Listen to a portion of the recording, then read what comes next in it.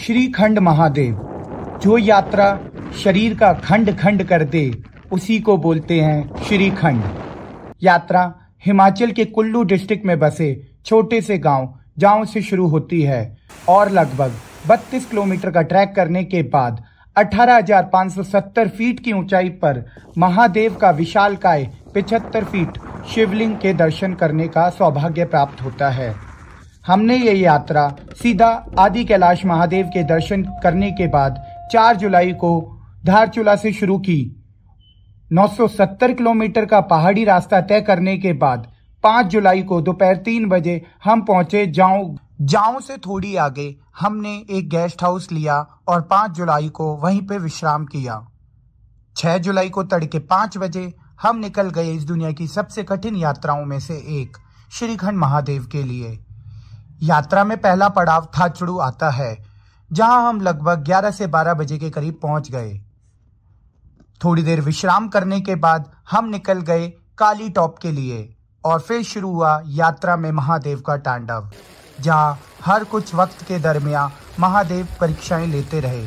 कभी सांस फुला देने वाली चढ़ाई तो कभी कपकपा देने वाली शीतलहर, कभी दिल दहला देने वाला पहाड़ से नीचे उतरना तो कभी ग्लेशियर पे फिसलता हुआ पैर, कभी झरनों के बीच से रास्ता तो कभी बारिश में रहा पूरे सफर का वास्ता। भारी बारिश के चलते 6 जुलाई को हमें कुंशा में ही रहना पड़ा। 7 जुलाई को सुबह 5 बजे कुंशा से निकलने के बाद हम सीधा रुके पार्वती बाग। घड़ी की तरफ देखा तो समय हो रहा था 10।